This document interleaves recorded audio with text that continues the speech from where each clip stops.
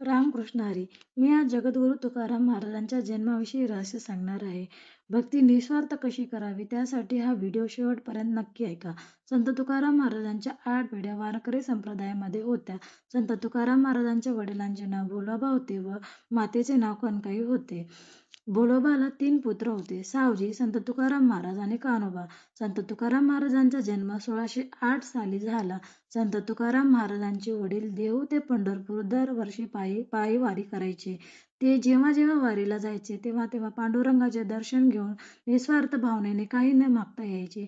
भोलोबा जेव्हा जेव्हा दर्शनाला जायचे तेव्हा भगवंतांची मान खाली व्हायची. हे बघून रुक्मिणी मातेने भगवंताला प्रश्न विचारला की भोलोबा जेव्हा दर्शनाला येतो तुमची तेव्हा मान का खाली होते? तेव्हा पांडुरंग म्हणतात की भोलोबा दरवर्षी पायी वारी करून दर्शनाला येतो, दर्शन घेतो, निस्वार्थ भावनेने काही न मागता परत जातो.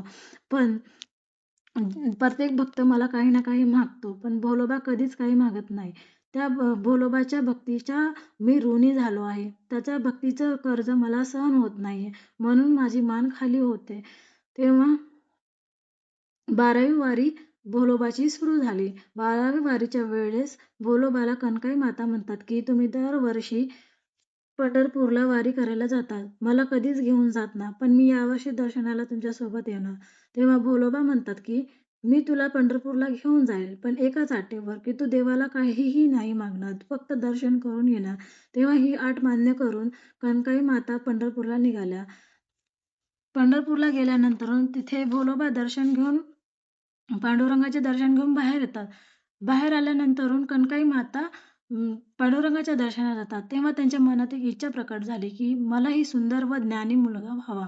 तेव्हा आत्मसाक्षात्कार होऊन पांडुरंग म्हणतात, की "कनकाई तुला जे हवे ती इच्छा माग." तेव्हा कनकाईला आठवते, की आपण एकाच अटीवर इथे आलो होतो, की मी काहीही देवाला मागणार नाही. तेव्हा पांडुरंग म्हणतात, की "संकोच नको करू, तुला जे हवे ते माग." तेव्हा कनकाई माता म्हणतात, की "मला सुंदर व ज्ञानी मुलगा हो, हीच इच्छा आहे माझी." कनकाई माता दर्शन घेऊन बाहेर येतात तेव्हाच भोलोबा म्हणतात, की "तू एवढा उशीर का लावलीस? आणि तू देवाला काही मागलीस तर नाहीस ना?" तेव्हा कनकाई माता म्हणतात, की "स्वामी, मी धन, वैभव असं काहीही मागितलं नाही. पण मी देवाला एकच मागितलं, की मला सुंदर व ज्ञानी मुलगा व्हावा." तेव्हा भोलोबा रागात येतात व कनकाई मातेला पांडुरंगाकडे घेऊन जातात. तेव्हा म्हणतात, की "तुला पांडुरंगाकडे काही मागायचे तर माग, की पुत्र हो ऐसा ज्याचा तिन्ही लोकी झेंडा. तू पुत्र देणारच असेल तर प्रत्येक क्षणाला तुझी भक्ती करणारा पुत्र दे." तेव्हा देवाला सुद्धा हां म्हणावं लागलं. एवढी शक्ती भक्ती होती. म्हणजे एवढी शक्ती भक्तीची आहे, की देवालाही हां म्हणावं लागलं. ही भक्ती निस्वार्थ भक्ती आणि अफाट भक्ती होती. म्हणून या भक्तीचं प्रतीक म्हणून तो संत तुकाराम महाराजांचा जन्म झाला. अशीच निस्वार्थ भक्ती करत राहा. निरंतर हरिनाम घेत राहा. तुमचंही सगळं चांगलं होईल आणि देवाकडे एकच मागत जा, की मलाही अशीच तुझी सेवा घडत राहो.